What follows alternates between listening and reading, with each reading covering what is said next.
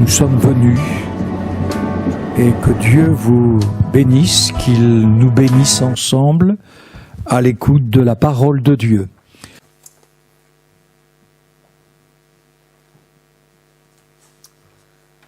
Gloire au Seigneur. Amen. Gloire à Dieu. Voilà, c'est une grâce que d'être ici. On va prier avant d'ouvrir la parole de Dieu, parce que tout serviteur de Dieu a besoin de la prière et nous sommes conscients de notre responsabilité. Seigneur, notre Dieu et Père, nous sommes là devant toi et ce que nous savons, c'est que nous sommes aimés de toi parce que tu as sacrifié ton Fils, ton unique, afin que nous soyons en communion avec toi et que nous puissions avoir un accès auprès de toi. Tu nous as ouvert la porte des cieux et encore ce soir, nous voulons avec un grand respect ouvrir ta parole, en retirer ce que tu as prévu pour nous ce soir, et que tous nos cœurs soient bénis, vivifiés, renouvelés pour certains, que celui qui est venu, peut-être même dans une extrême détresse, puisse ressortir de ce lieu avec la guérison, la délivrance, le salut, un baume sur son cœur, avec une espérance glorieuse. Seigneur, tu ne nous as pas laissés seuls, tu nous as aimés. Bénis ces instants, nous t'en prions, Père, dans le nom précieux de Jésus, et que ton esprit nous anime. Amen. Alléluia. Alléluia, ça signifie gloire à Dieu, comme vous le savez certainement. Et nous voulons bénir le Seigneur à chaque fois que nous pouvons en toute liberté nous rassembler dans un lieu et bénéficier de la présence de Dieu, de pouvoir chanter, prier, louer le Seigneur, prier les uns pour les autres, témoigner et puis ouvrir le Saint-Livre, la parole de Dieu pleinement inspirée par le Saint-Esprit. Et je vous invite à faire une lecture dans l'Ancien Testament, une lecture prophétique exceptionnelle qui est dans le livre du prophète Ézéchiel au chapitre 37 et au verset 1er, puisque ce soir nous allons parler d'Israël, mais j'aimerais que cet exemple d'Israël puisse être aussi une bénédiction pour chacun d'entre nous, pour quelqu'un en particulier, et qu'au travers peut-être de ce que Dieu a fait pour Israël, vous puissiez dire s'il le fait pour Israël, il peut aussi le faire pour moi. Amen. Ézéchiel chapitre 37 et verset 1er. La main du Seigneur fut sur moi, le Seigneur me fit sortir par son esprit et me déposa au milieu de la vallée. Celle-ci était remplie d'ossements. Il me fit passer auprès d'eux tout autour. Ils étaient très nombreux dans la vallée et ils étaient très secs. Il me dit, Fils de l'homme, ces ossements pourront-ils revivre? Je répondis, Seigneur Dieu, c'est toi qui le sais. Il me dit, prophétise sur ces ossements. Tu leur diras, ossements desséchés, écoutez la parole du Seigneur. Voici ce que dit le Seigneur l'Éternel à ces ossements. Je vais faire venir en vous un esprit et vous vivrez. Je vous placerai sur vous des tendons. Je ferai pousser de la chair sur vous et je vous couvrirai de peau et je mettrai en vous un esprit, vous vivrez, et ainsi vous saurez que je suis le Seigneur l'Éternel. Je parlais et je prophétisais selon ce qu'il m'avait été donné, et comme je prophétisais, il y eut un bruit, il y eut un frémissement, et les ossements se rapprochèrent les uns des autres. Je constatais qu'il y avait sur eux des tendons. La chair se mit à pousser et la peau les recouvrit par-dessus, mais il n'y avait pas d'esprit ou de souffle en eux. Il me dit, parle et prophétise, sur l'esprit. Prophétise, fils de l'homme. Tu diras à l'esprit, ainsi parle le Seigneur, l'Éternel, viens des quatre vents, au souffle sur ces morts et qu'ils revivent. Je parlais, je prophétisais comme il me l'avait ordonné. Alors l'Esprit vint en eux, ils reprirent vie, ils se tinrent debout sur leurs jambes. C'était une très grande armée, une armée immense. Il me dit, Fils de l'homme, ces ossements, c'est toute la maison d'Israël. Ils disent, nos ossements sont desséchés, notre espoir s'est évanoui, nous sommes perdus. À cause de cela, parle et prophétise, tu leur diras, ainsi parle le Seigneur l'Éternel. J'ouvre vos tombes et je vous ferai remonter de vos tombes, ô mon peuple, et je vous ramènerai sur la terre d'Israël. Ainsi, vous saurez que je suis le Seigneur l'Éternel, lorsque j'ouvrirai vos tombes et que je vous ferai remonter de vos tombes, ô mon peuple, je mettrai mon esprit en vous et vous reprendrez vie, je vous ramènerai sur votre terre et ainsi vous saurez que c'est moi, le Seigneur l'Éternel, qui ai parlé et agi. Déclaration du Seigneur. Amen. C'est une déclaration. Ça, c'est un texte extraordinaire. Remarquez que moi, toute la parole de Dieu est extraordinaire. Hein, et parfois même les textes les plus difficiles, les plus difficiles parfois à étudier, qui nous rebutent au premier abord, comme le livre du Lévitique. Le livre du Lévitique, c'est magnifique, ça nous parle par avance dans tous les détails du sacrifice de Jésus. Mais là, dans ce texte, il est question de quelque chose qui est terrible au départ et qui peut être finalement macabre au départ, mais qui est ensuite glorieux, puisque de ce cimetière d'ossements complètement desséché, eh bien Dieu va faire, nous dit l'Écriture, une très grande armée, une armée immense. Voilà. Donc, au lieu d'aller de la vie vers la mort, de la mort vers la vie. Alléluia. Et c'est ça le message de l'Évangile. Nous étions morts dans nos péchés, mais Christ est venu pour nous amener à la vie. Et c'est toujours la même chose. On passe des ténèbres à la lumière, de la puissance de Satan à Dieu. Dieu nous amène dans le sens positif, va nous chercher dans notre misère, dans notre dispersion. Nous avons vu hier que Israël a été dispersé et que cette dispersion, cet exil, c'est aussi parfois notre position lorsque nous sommes loin de Dieu, peut-être proche d'une religion, mais tellement loin de Dieu, et que Dieu, eh bien, nous a rapprochés de lui en Jésus-Christ. Ça, c'est glorieux, c'est extraordinaire. Mais là, il est question d'un peuple, et c'est prophétique. Parfois, nous, les serviteurs de Dieu, bien sûr, nous avons pris ce texte pour encourager des chrétiens, pour encourager l'Église, en disant, même si ta vie, c'est un sépulcre, c'est un tombeau, Dieu est celui qui peut t'accorder la vie. Alléluia. Et nous avons raison de prêcher sur ce texte de cette façon-là. Et nous avons dit, eh bien, voilà, tu penses être mort, être fini, mais non, Dieu a un programme pour toi. Alléluia. Et je crois que c'est vrai, on peut prendre ce texte dans ce sens-là, mais dans le sens historique du terme et prophétique du terme, c'est non seulement une exhortation pour l'Église, mais aussi un message pour Israël, et même pour nous qui sommes l'Église, parce que Dieu est fidèle. Amen. Et ce qu'il a décidé, il l'accomplit. Amen. Et il le fait. Voilà, Dieu, je le répète, Dieu n'est pas un menteur. Et j'aimerais parler du retour d'Israël miraculeux, de ce retour de ce pays qui a été à nouveau construit, qui a été à nouveau suscité, qui est un miracle. C'est quelque chose d'extraordinaire. Et vous savez que Dieu prépare les choses à l'avance, et il savait que son peuple, au travers de l'exil, au travers des massacres, au travers de l'incrédulité, de son refus du Messie souffrant, eh bien, se trouverait dans de grandes difficultés à cause de son péché, parce que, comme je l'ai dit, autant les bénédictions nous sont accordées, mais si Dieu nous dit qu'en s'éloignant de lui, nous connaîtrons des malédictions, ces malédictions arriveront. Mais ces malédictions pour Israël sont aussi un châtiment pour qu'il revienne à Dieu. Et Dieu a dit à Abraham, je ferai de toi une grande nation.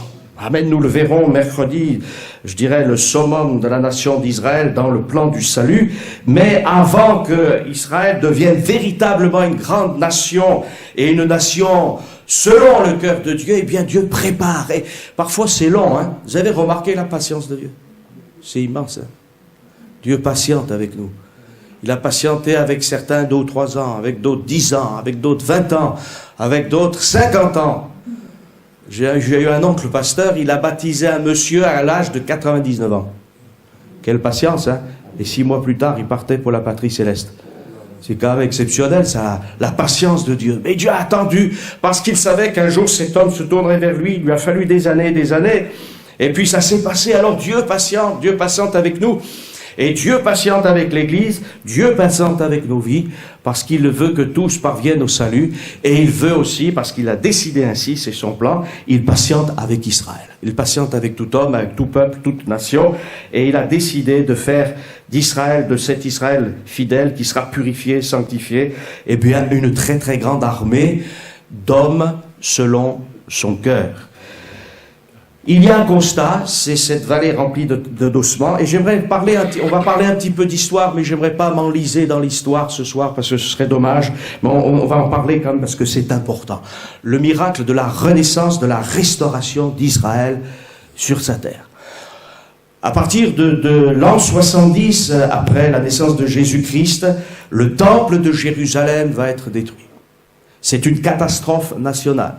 Parce que pour le peuple juif, eh bien, les grandes fêtes, toute la spiritualité, toutes les grandes prières se trouvent là, à Jérusalem, dans ce temple. C'est là qu'on célèbre l'Éternel. Il y a tout le service, il y a les prêtres, il y a les Lévites, il y a donc toutes les tribus d'Israël qui montent. On fait la fête de Pâques, on fait la fête de Pentecôte, on fait la fête, des cabanes, on fait toutes sortes d'autres fêtes. On vient offrir des sacrifices, on vient prier le Dieu Tout-Puissant, et même si les Juifs sont entachés de religion, de tradition, il y a quand même ce désir d'honorer Dieu, souvent bien dans l'imperfection, et ce peuple, va connaître un rendez-vous magnifique avec Jésus, et quelques Juifs vont suivre Jésus. Mais la nation, les représentants de la nation, les religieux qui représentent la nation, les 70 anciens, on va dire, vont dire non, nous ne voulons pas de ce Messie. Et ils vont entraîner en quelque sorte la nation dans la détresse.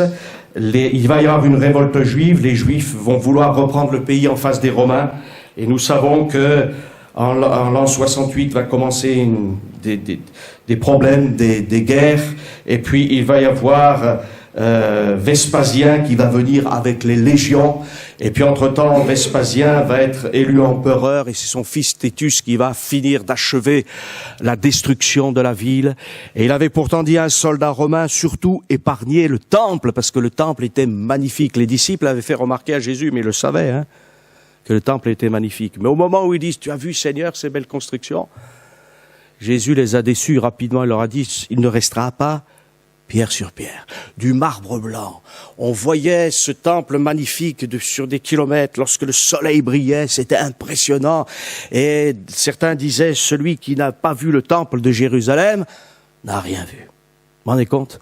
Quelque chose de magnifique. C'était l'orgueil de la nation juive. Hérode le Grand, qui était un juif d'adoption, avait embelli ce temple, et en quelques heures, tout a disparu. Pourquoi ? Parce que l'historien Flavius Joseph nous dit qu'un soldat romain a pris un brandon de feu et il l'a jeté dans l'enceinte du temple, et le temple a brûlé, et ça a été la catastrophe. Mais vous savez, bien sûr, le général romain, selon les dires de Joseph, avait dit « Ne détruisez pas le temple », mais Dieu avait dit qu'il ne resterait pas pierre sur pierre. Alors quand Dieu dit quelque chose, ça s'accomplit. Ce temple qui était l'orgueil, la fierté du peuple juif a été détruit. Voilà. Ce peuple aurait dû avoir les regards fixés sur Dieu. Vous savez que parfois on peut s'arrêter, c'est ça la religion, c'est s'arrêter à la spiritualité d'ici-bas et ne pas atteindre Dieu. Jésus était venu et il était là, le Messie. Mais ils ont préféré le temple au Messie. Vous savez tous ce qui est arrivé. Lorsque Jésus a annoncé la bonne nouvelle, les religieux ont dit, il faut que cet homme meure, parce que sinon, il l'avait dit, les Romains viendront et détruiront la ville et le temple. Il faut que cet homme meure, sinon notre temple sera détruit. Et non, c'était le contraire en fait, le raisonnement contraire qu'il aurait fallu voir. Et le temple a été détruit. 40 ans de patience. Dieu est patient, Mais voilà, le peuple juif s'est révolté. Il s'est aussi entretué lors de la destruction du temple, ça a été le cas. Et pendant des années, il y a encore eu une révolte en 132, 134, 135 avec un certain Bar Korba qui s'appelait le fils de l'étoile, il y a un certain un certain rabbin qui s'appelle le Rabbi Akiva, qui est un grand rabbin, un grand sage du judaïsme, et qui a même considéré ce Bar Korba, ce fils de l'étoile, comme le Messie. Et puis après, il a dit non, il n'est plus Messie parce qu'il ne me suit plus. Enfin bref, ça c'est les méandres religieux. Et cet homme, au lieu d'arriver à la reconquête de Jérusalem, ça a été la deuxième chute totale de Jérusalem. L'empereur Adrien a tout détruit. Il a exilé les Juifs. Il y a de nombreuses prophéties qui disent, ils seront vendus comme esclaves en Égypte, et même on ne trouvera plus suffisamment de gens pour les acheter. Ça sera la déchéance complète, et ces choses sont arrivées. On ne peut pas citer toutes les prophéties, et j'aimerais aussi parler des prophéties positives, mais ce peuple a été complètement détruit. Jérusalem, l'ère du temple a été comme labourée. On a dit, c'est fini, on ne veut plus du peuple juif sur cette terre. Simplement, quelques juifs sont arrivés à survivre. Il y a eu encore une seconde étape d'exil que j'ai pas citée hier parce que ça fait suite à l'exil de 70, bref. Et puis l'empereur Adrien a dit, pour tout effacer. Vous savez que les hommes, des fois, ils veulent tout effacer, hein. Voilà. Ils disent, et ils luttent contre Dieu. Alors ils ont dit, ce peuple, maintenant cette terre, elle ne s'appellera plus la Judée. Elle ne s'appellera plus Israël. Elle s'appellera la Palestine. Cette ville, qui s'appelle Jérusalem, elle ne s'appellera plus Jérusalem. Elle s'appellera Aelia Capitolina, en l'honneur de Jupiter. Et on met les effigies romaines et on dit, c'est fini. Et Dieu dit, c'est pas fini. Alors, simplement un détail, et bon, c'est une remarque, c'est que le mot Palestine a été imposé sur les cartes romaines à partir de 135. D'accord?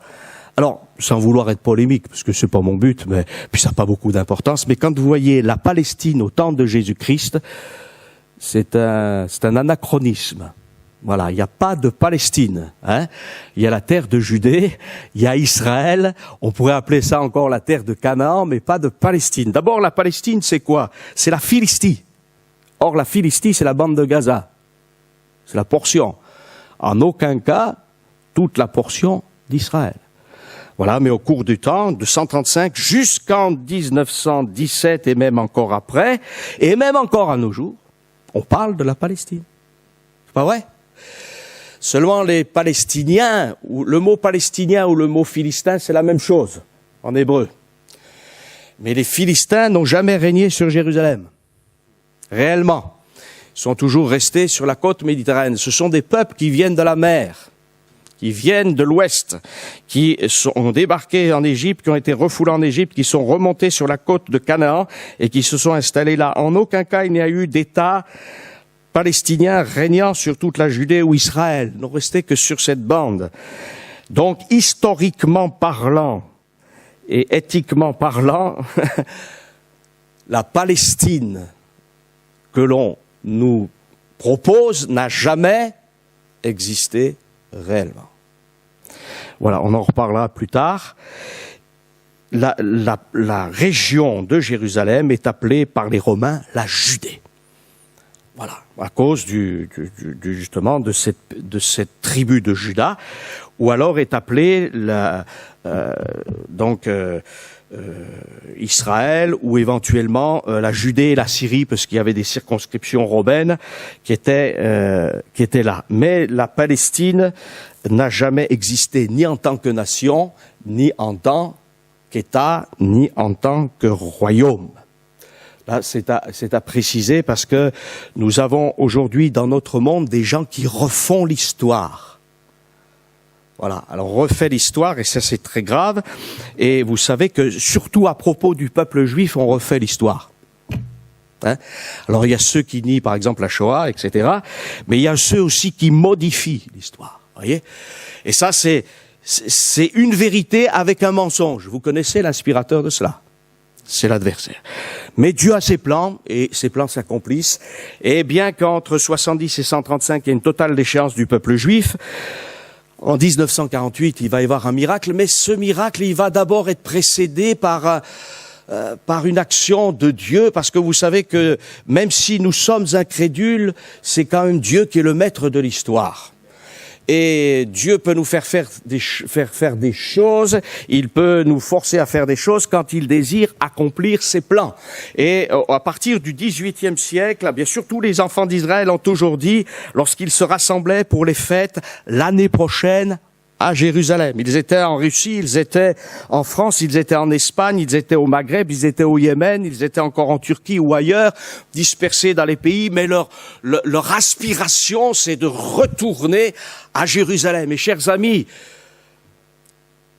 avez-vous l'aspiration de retourner auprès de Dieu? Parce que c'est ça, hein, c'est ça. Et de monter à Jérusalem. Parce qu'on monte à Jérusalem, hein. Voilà. Quand on arrive à Tel Aviv avec l'avion, eh bien, on prend le car, ou on prend la voiture, ou on prend le bus, et on monte à Jérusalem. 0 mètres à la côte, et 800 mètres Jérusalem. On monte à Jérusalem. Et il y a des expressions dans l'Écriture où on monte à Jérusalem. Alors on fait son alia, ce qu'on appelle. On va retourner à Jérusalem. Pendant des siècles et des siècles, quelques Juifs sont arrivés à rentrer en Israël d'une manière très, très, très ponctuelle, quelques dizaines, centaines d'individus, pas plus, mais c'était très difficile parce que ceux qui étaient là sur la terre d'Israël, tout le monde a régné sur la terre d'Israël, que ce soit les Grecs, les Romains, les Mamelouks, les Égyptiens, même les tribus de l'Est de l'Asie sont arrivées là et ont ravagé Jérusalem. Tout le monde, presque toutes les nations sont passées, les grandes nations puissantes sont passées à Jérusalem, et il y a eu des statuts différents, et notamment les deux grandes périodes, c'est l'Empire ottoman et le mandat britannique. Et à la fin de l'Empire ottoman, déjà, des Juifs essayent de monter à Jérusalem en communauté, en famille, ça ne se fait pas sans difficulté, on essaye de monter à Jérusalem. Mais vous savez que parfois nous aussi on veut monter, non? On veut s'élever. Parce qu'on se rend bien compte que notre vie, elle est un peu misérable, on veut s'élever. Mais pour vraiment arriver à Dieu, il faut qu'il y ait quelqu'un qui vienne nous prendre en charge. Vous voyez, et le problème d'Israël aujourd'hui, c'est que c'est un État, comme toutes les nations, mais qui ne connaît pas encore son Sauveur et son Dieu. Et pourtant, c'est un État religieux. Alors, parfois, on monte. C'est l'alia. Et puis, il y a la descente. Yérida, en hébreu. Hein? Alors, on monte un petit peu, puis on redescend. Et Dieu veut que nous montions. Oui, il veut que nous montions, Seigneur. Que nous montions dans sa présence. Mais sa présence est inaccessible. Parce qu'il faut régler le problème du péché. Et avec Israël, c'est pareil. Alors, ce pays, il a connu bien des détresses. Il y a eu à un moment donné, avant la Deuxième Guerre mondiale, on est dans la Deuxième Guerre mondiale d'ailleurs, on est en 1917, et il va y avoir une déclaration très importante de Arthur James Balfour. C'est le ministre britannique des Affaires étrangères qui se dit quand même ce peuple, parce que vous savez que les milieux protestants et les milieux évangéliques ont toujours eu quand même un certain amour pour Israël, différent de l'Église catholique romaine qui est quand même antisémite dans son sein. Et souvent, bien les protestants réalisaient, eux qui avaient aussi souffert, que le peuple juif avait souffert et que finalement les promesses de Dieu étaient là. Alors,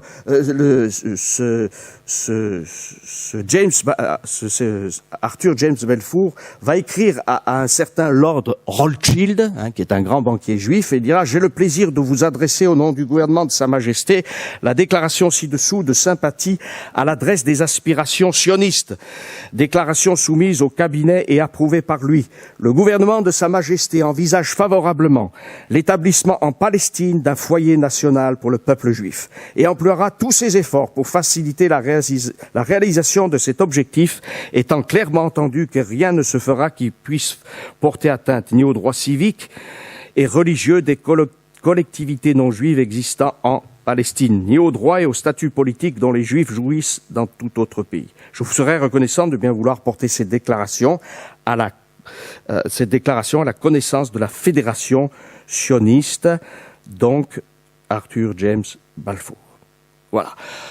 On est en 1917, depuis la fin du 19e siècle, il y a eu quelque chose qui s'est passé, puisqu'il y a eu avant cette déclaration Balfour un très grand événement en France qui s'appelle l'affaire Dreyfus, où un capitaine de l'armée française israélite a été accusé faussement, et vous savez, vous ne le savez pas, mais un certain Herzl, eh bien, a été choqué, et c'est à partir de cette fin du 19e siècle que les Juifs se sont rassemblés de différentes, on va dire, de différentes conditions, de différentes aussi orientations philosophiques, voire même religieuses, et qu'ils ont décidé, eh bien, de tout faire pour essayer de revenir dans ce qu'on appelait donc à cette époque la Palestine.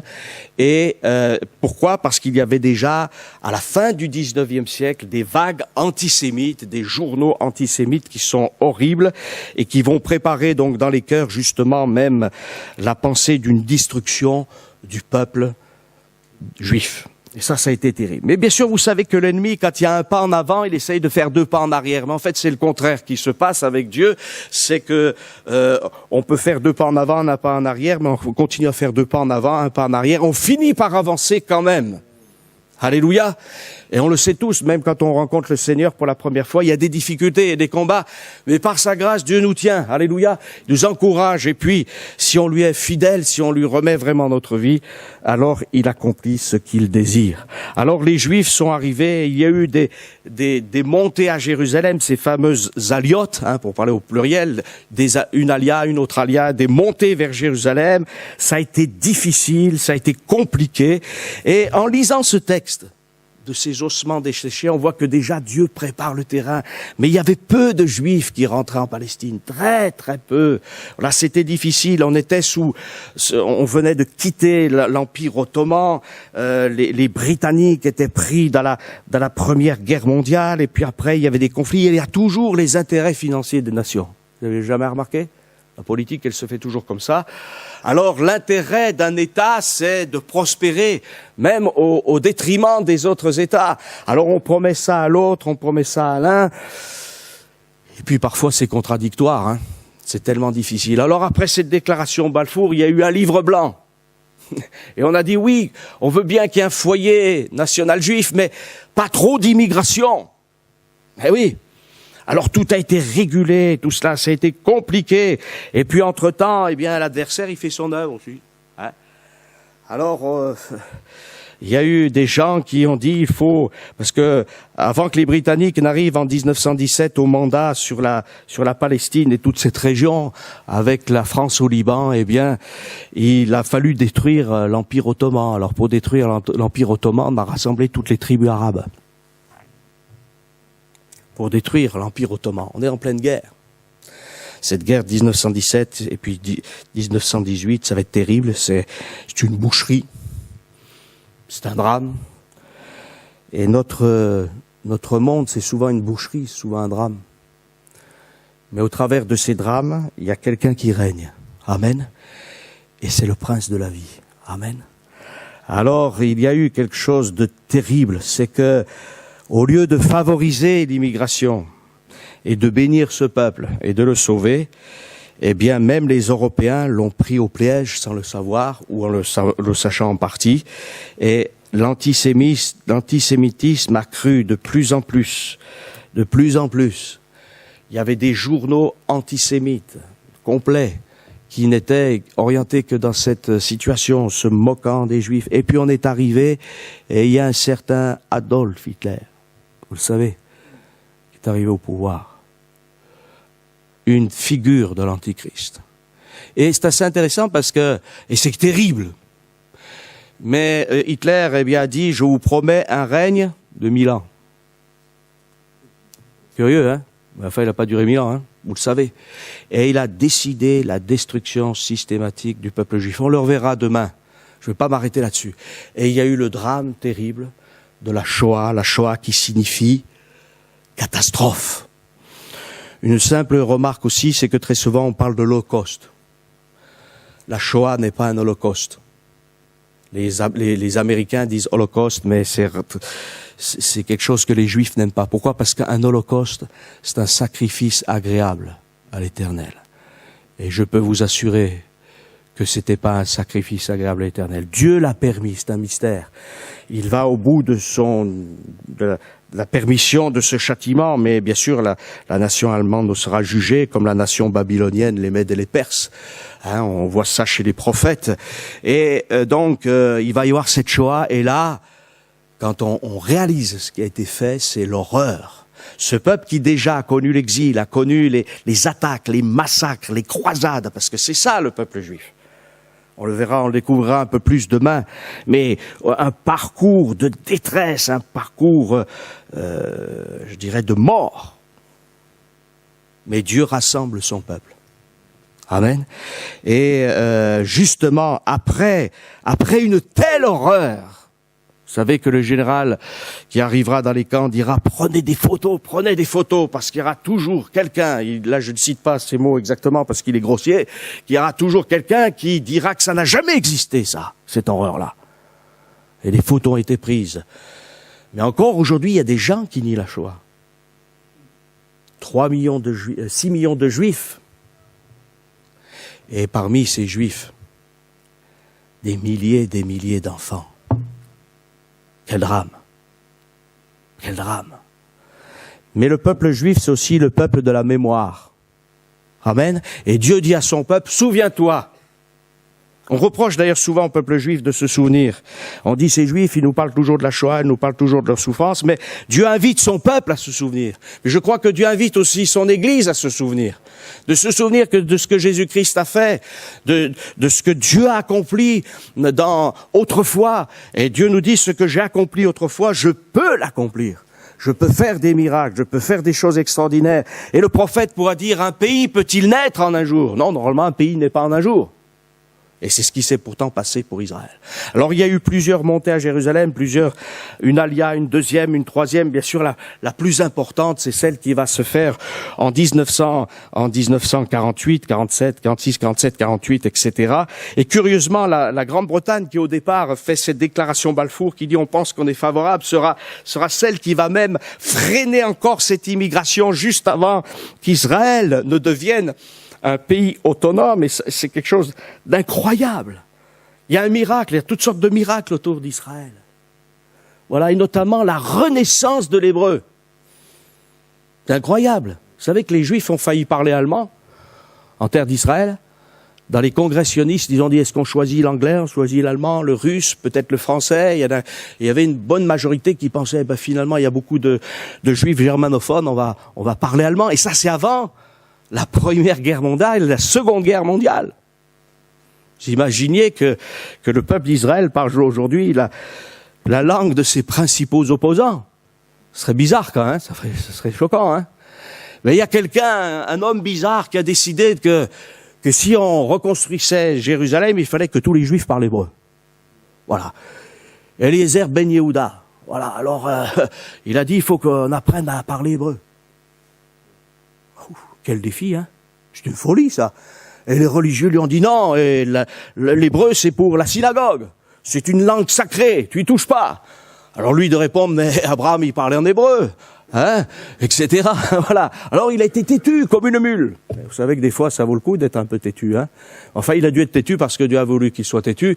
Alors il a dit à sa femme, on va avoir un enfant, tu ne lui parleras pas en russe, pas dans ta langue maternelle, rien du tout. Tu lui parleras uniquement en hébreu. Et c'est lui d'ailleurs qui a fait l'hébreu moderne, la première. Tu lui parleras en hébreu. Et ce garçon, alors c'est assez extraordinaire, je vais faire très court parce que je vois que le temps passe quand même. Ce garçon, eh bien, dès son plus jeune âge, on ne lui a parlé qu'en hébreu. Alors, mais le problème, c'est qu'on lui parle en hébreu, mais il ne répondait pas. Alors c'était un peu inquiétant. Hein. Il arrive à l'âge d'1 an, il ne comprend rien. 1 an et demi, il parle toujours pas. 2 ans, il parle toujours pas. 2 ans et demi, il parle toujours pas. Il comprend, il parle pas. Pas un mot. Il prononce pas un mot. Et à 2 ans, 3 quarts, pas un mot d'hébreu. On commence à s'inquiéter quand même à cet âge-là. Hein. 3 ans. Et sa maman craque. Elle commence à lui parler son papa n'est pas là, commence à parler autrement qu'en hébreu. Le gosse parle toujours pas.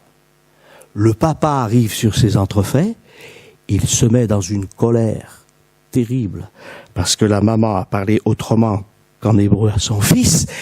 Et là, le petit garçon voit ses parents se disputer et il va dire, d'un seul coup, il voit que le papa est pas très très sympathique avec la maman et il se tourne vers son père et il dit « Abba, papa !» Et il a commencé à parler hébreu. Abba, papa, en hébreu et en araméen. C'est un miracle. Et aujourd'hui, bien sûr, il y a l'Académie hébraïque. Il y a l'hébreu, on parle hébreu. Et on parle l'hébreu moderne. Et un Israélite pourrait parler avec Abraham. Bon, Abraham n'aurait pas tout le vocabulaire moderne, hein, bien évidemment, parce qu'il y a des mots qui ont été rajoutés dans l'hébreu moderne. Mais c'est un miracle. Ils ont retrouvé leur langue nationale. Et en novembre 1947, il y a un vote à l'ONU pour savoir si Israël peut devenir à nouveau une nation. Alors je vous donnerai pas le détail du vote. La grande c'est à voter neutre. Mais là, le miracle qui s'est passé, c'est que l'Union soviétique a dit oui. Et ça, c'est un miracle. Voilà. Staline en avait peut-être un peu assez des Juifs. Elle s'est dit, je vais m'en débarrasser. Mais on ne comprend pas, d'ailleurs, les historiens ne comprennent pas l'attitude de Staline. Mais c'est ce qui s'est passé. Et une majorité de nations a dit oui. La France a dit oui. D'autres pays ont dit oui pour l'indépendance d'Israël. Et c'est ainsi que le 29 novembre 1947, on a voté, eh bien, la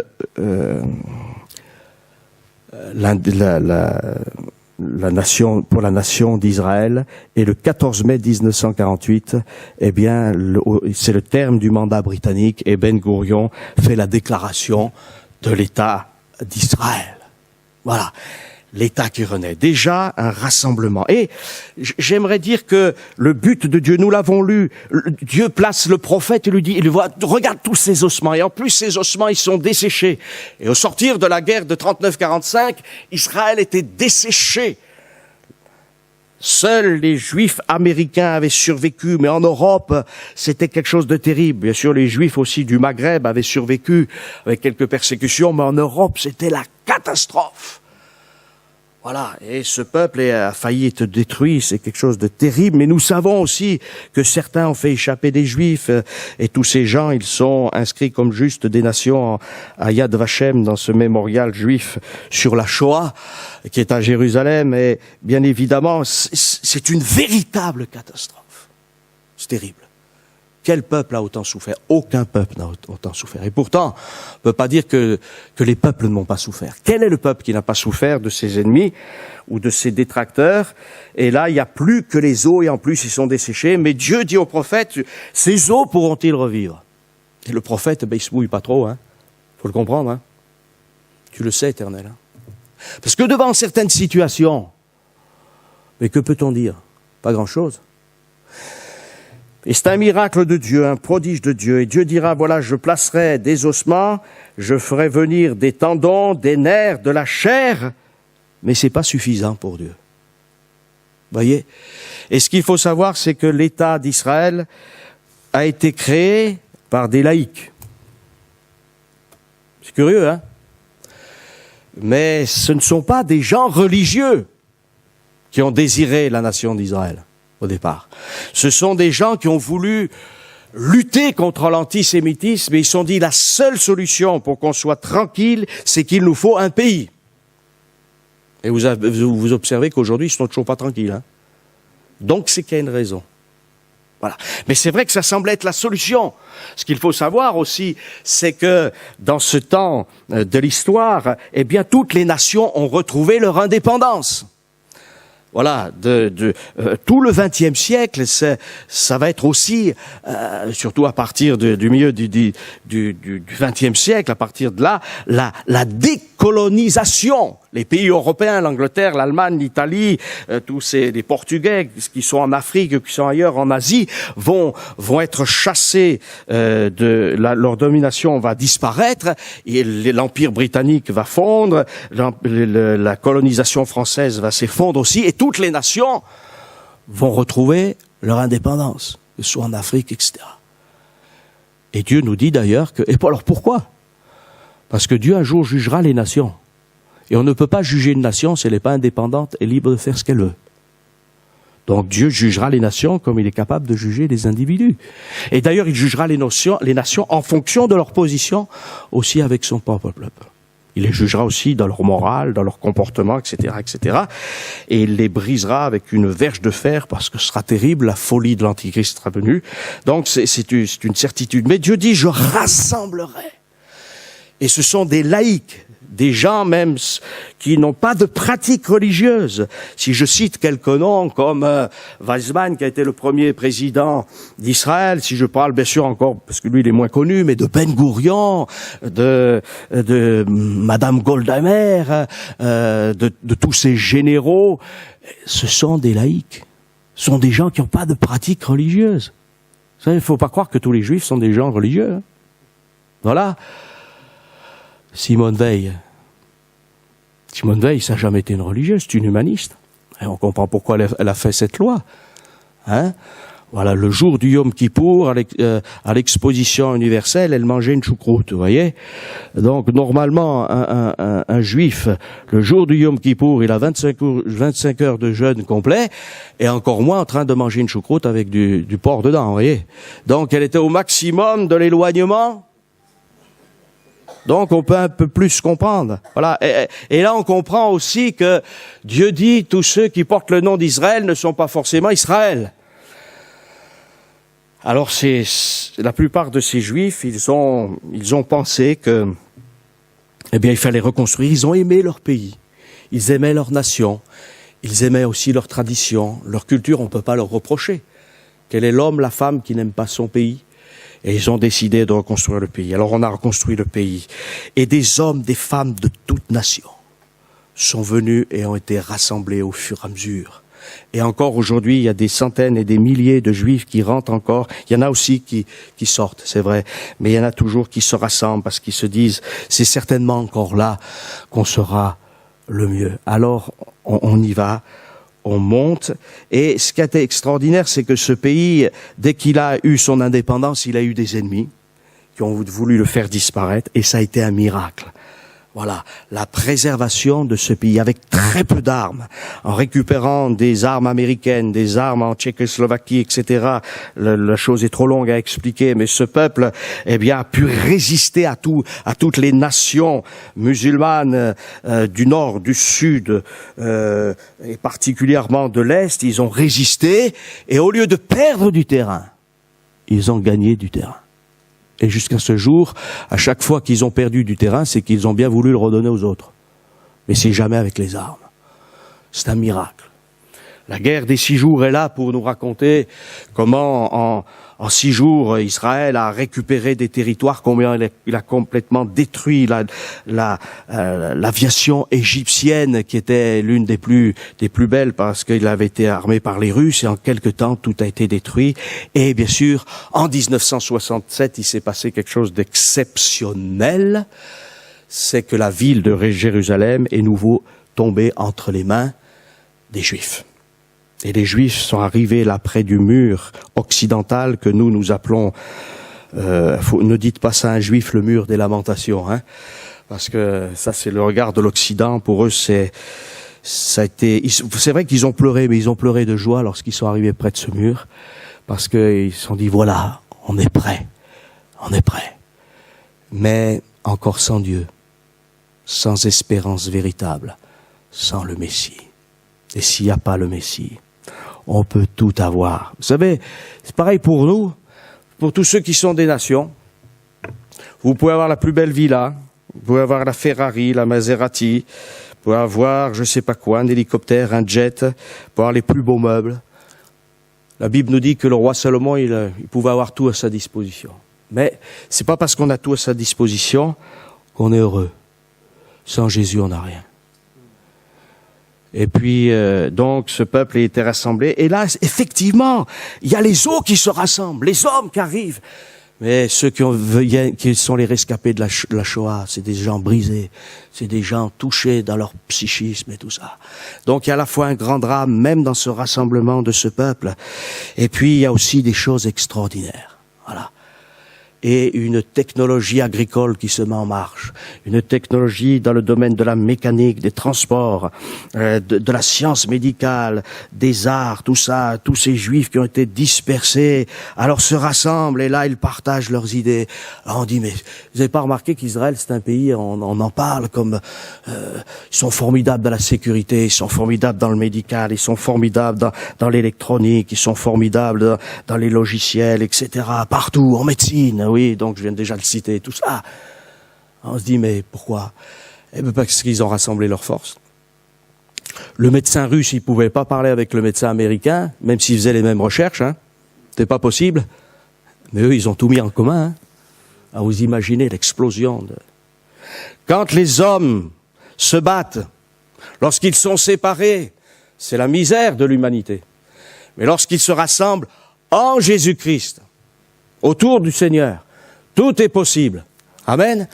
Et Jésus l'avait dit, Jérusalem, Jérusalem, combien de fois ai-je voulu vous rassembler comme une poule rassemble ses petits sous ses ailes et vous ne l'avez pas voulu. Et il prophétise bien sûr des temps de détresse. Mais quand on vient se réfugier sous les ailes du Tout-Puissant, alors c'est différent. Et donc ces ossements, ils se rassemblent, mais il y a plus que des ossements, parce que c'est pas simplement un peuple qui est rassemblé sur sa terre et qui va vivre sur sa terre en misère, non.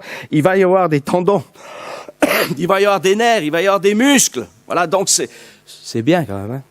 Seulement c'est pas suffisant. Parce que pour Dieu, ça c'est pas suffisant. Et puis le problème d'Israël, c'est qu'il veut être une nation comme les autres. Ça rappelle le temps de Samuel. On se dit, mais ils n'ont pas beaucoup fait de progrès spirituellement, hein. C'est terrible, hein. C'est toujours la même chose. Voilà. D'ailleurs, il y a quelque chose qui est très intéressant. Peut-être que vous avez entendu parler du kibbutz. Le kibbutz, c'est l'équivalent du kolkhoz soviétique. C'est des hommes, des femmes qui, pour reconstruire le pays, se sont rassemblés dans un lieu, dans une sorte de petit village. Ils ont aménagé et ils ont tout mis en commun. Ils ne percevaient pas de salaire, mais tout était mis en partage. Ça ne fait pas penser à quelque chose, ça, à l'église primitive aussi, hein, qui se rassemblait. Tout était mis en commun pour le bien de tous et de chacun. Alors, ces hommes ont fait le système un peu socialiste soviétique. C'est pour ça que je dis que ce sont des laïcs qui ont créé cet État. C'est dans une pensée laïque, démocratique et socialiste que l'État d'Israël a été créé, a été fondé. Et là, on a créé des kibbutz. Avant, il y avait déjà eu voilà. Et que ce soit le médecin, que ce soit le comptable, que ce soit l'enseignant, que ce soit le mécanicien, que ce soit l'agriculteur, eh bien, ils étaient tous là ensemble, les enfants étaient ensemble, et ils recevaient, bien sûr, ils avaient des ressources, et ces ressources, ils les partageaient. Voilà. Et kibbutz vient d'un mot hébreu qui signifie rassembler. Rassembler. Et là, Dieu rassemble. D'abord les os. Vous imaginez cette vision? Clac, clac, clac, ces os qui se mettent en place. Les tendons, la chair, etc. Voilà. Mais au verset 8, il disait, je constatais qu'il y avait sur eux des tendons, la chair se mit à pousser, la peau les couvrit par-dessus, mais il n'y avait pas d'esprit en eux. Et la nation d'Israël aujourd'hui, c'est une nation qui n'a pas l'esprit de Dieu en elle. Oh, pourtant, il y a des rabbins qui sont des érudits. Oh, pourtant, il y a des grands scientifiques qui sont très intelligents, qui sont très capables. Il y a des érudits de toutes sortes. Il y a un développement culturel, c'est impressionnant quand on va à Tel Aviv, mais il y a aussi une débauche de péché. Il y a aussi une débauche de corruption. Israël a voulu être une nation comme les autres et aujourd'hui, elle est une nation comme les autres. avec son Parlement, avec son président, avec son Premier ministre, son président, avec sa police, avec son armée, avec ses enseignants, avec son université, avec son pôle technologique, avec ses artistes, avec ses peintres, avec ses sculpteurs, avec ses psychiatres, avec tout ce qu'on peut imaginer, ses avocats, des gens extraordinaires, des gens avec de grandes capacités, mais aussi avec une grande misère, avec des gens qui exploitent d'autres gens, avec des hommes qui exploitent des sans-papiers, avec une misère. On va dans certaines rues de certaines villes d'Israël, c'est la misère, c'est la corruption, c'est la débauche sexuelle, c'est la misère, c'est terrible. Alors on est rassemblés, on est comme une autre nation, mais on n'est pas réellement le peuple de Dieu. C'est terrible. Alors il faut un changement, il faut une transformation. Et cette transformation, elle n'arrivera que lorsque le Seigneur Jésus viendra. Alors il y a eu des guerres, il y a du terrorisme, il y a cette pression permanente qui est sur Israël. Et on cherche la paix, on dialogue. Vous savez que les choses avancent et qu'aujourd'hui, eh bien sûr, il y a tellement d'événements. Il y a eu Camp David, il y a eu les accords d'Oslo dont on a parlé, et puis aujourd'hui l'UNESCO qui est complètement en défaveur d'Israël. Mais alors c'est curieux parce que vous voyez, ce sont ces derniers événements. Vous vous rendez compte que pour la direction de l'UNESCO, c'était soit un Qatari, soit une Française. Mais une Française d'origine juive. Et c'est une Française d'origine juive qui a finalement été élue. C'est un prodige et un miracle. Mais Israël et les Américains se sont retirés de l'UNESCO. Pourquoi? Parce que c'est une façade, l'UNESCO, c'est une manipulation de l'histoire, de la culture. Il y a eu des rapports effrayants, vous voyez. Donc c'est comme ça. Et puis aujourd'hui, eh bien récemment, c'est très récent, hein, le Fatah et le Hamas se sont remis. Alors maintenant, on dit au Premier ministre Netanyahou, ben voilà, maintenant vous avez un correspondant pour dialoguer. On veut détruire Israël, on ne veut pas qu'il soit une nation, mais Dieu dira, je les replacerai dans leur pays et ils ne seront plus jamais dispersés. Ça, c'est une promesse de Dieu. Alors il faut prier bien sûr pour Israël, mais aussi il faut penser à nous-mêmes. Je crois que Dieu ne veut pas que nous montions à Jérusalem simplement. J'ai eu le privilège de rester à Jérusalem, mais il y a une Jérusalem qui est beaucoup plus extraordinaire. C'est la Jérusalem céleste. Et Dieu veut que nous montions dans cette Jérusalem céleste. Alors il rassemble. Il rassemble non pas qu'Israël, mais il rassemble des hommes de toute nation, de toute race, de toute culture. Il veut en faire ses enfants. Et ce n'est pas parce qu'on se rassemblera. Vous savez, aujourd'hui, les gens disent, mais on va se rassembler, on va faire un vivre ensemble, on va faire un gouvernement mondial. Même quelqu'un a dit aux religieux, mais il faudrait que vous ayez un ONU des religions, une sorte d'organisme. Mais ça va se faire, vous savez. La Bible nous en parle. Ça, c'est en train de se mettre en place. Pas de problème.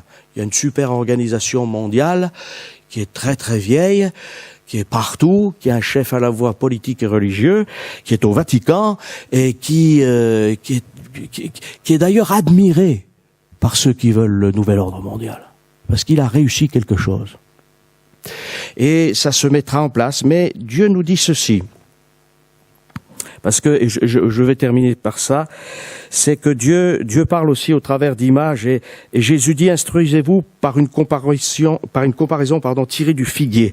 Dès que ses branches deviennent tendres et que les feuilles poussent, vous connaîtrez que l'été est proche. Voilà. Et Dieu dit aussi, il dit le figuier, mais aussi les autres arbres. Hein, des fois on fait pas attention, hein. On voit que le figuier. Et ça nous parle justement de ce que je disais tout à l'heure, du nationalisme. Les autres arbres aussi, ils poussent. Mais le figuier. Et le figuier, c'est une image d'Israël en tant que nation. Voilà, vous le savez. Jésus a dit, voilà, un maître avait un figuier près d'une vigne. Ah, c'est curieux ça aussi, hein. Et voilà. Et puis ce figuier portait pas de fruits. Alors celui qui s'occupait du figuier a dit, ça fait rien, on va encore patienter, on va quelque temps, et puis on va mettre du fumier. Et Jésus a patienté, hein. Mais après le verdict, il est tombé, vous voyez.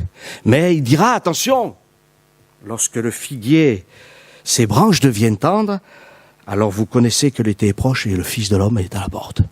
Et un des signes du retour de Jésus-Christ, d'abord pour prendre son Église et puis du retour de Jésus-Christ pour Israël, c'est ce figuier qui a repoussé. Vous savez qu'aussi Israël est comparé à un olivier.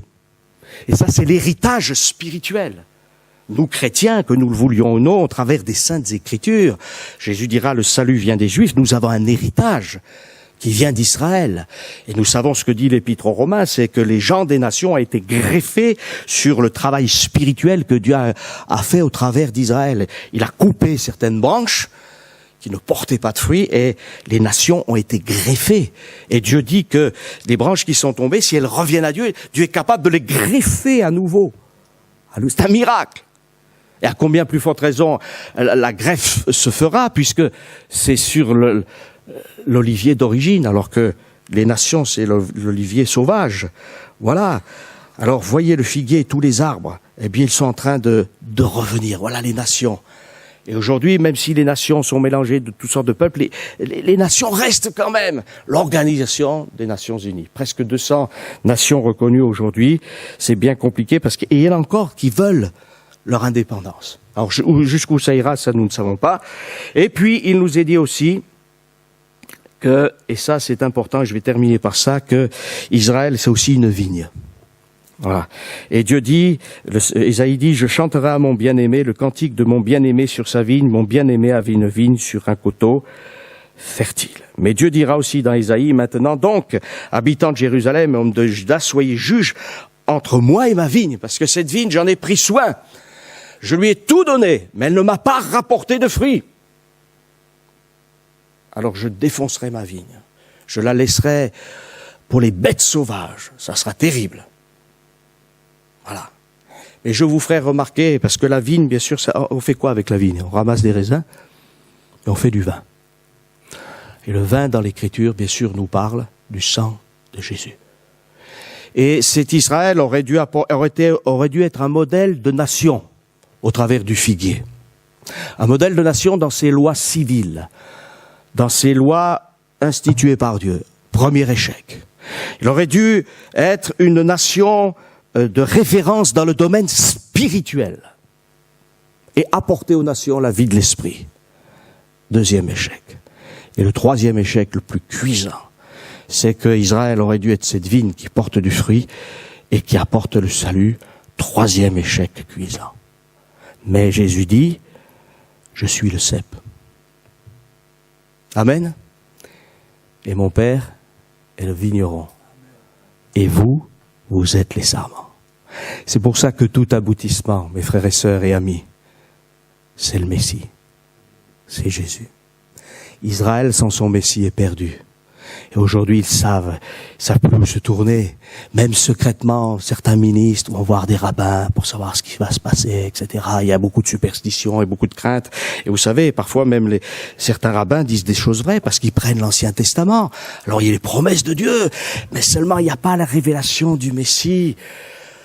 C'est terrible. C'est pour ça qu'il faut annoncer l'évangile à ses amis israélites, à ses amis juifs, comme aux autres, aux musulmans, aux bouddhistes, aux hindouistes, à tout le monde. Alléluia, aux animistes, aux athées, à tous ces gens. Il faut annoncer l'évangile parce que nous ne sommes rien sans Jésus-Christ. Nous ne sommes rien sans celui qui est venu sur cette croix mourir pour nous et qui est la vie par lui-même. Il a versé son sang. Alléluia. Il a donné sa vie et nous pouvons, eh bien, au travers de sa vie, être rassemblés. Alléluia. Alors, allez, un kibbutz du Seigneur, hein. Je plaisante un peu, mais il nous rassemble. Et puis, pour monter, non pas simplement à Jérusalem, même si vous avez l'occasion un jour d'y aller, c'est bien, mais ce qui est notre attachement, c'est la Jérusalem céleste. Alléluia. Et Dieu va nous faire monter dans les lieux très hauts. D'ailleurs, il le dit, eh bien, que nous sommes assis avec Jésus-Christ dans les lieux célestes. Amen. Nous prions. Seigneur notre Dieu et Père, nous te disons merci. Parce que ta parole, c'est la vérité. Et nous pourrions, pendant des heures, et nous le faisons régulièrement, lire et nous nourrir de cette parole bénie, inspirée par le Saint-Esprit.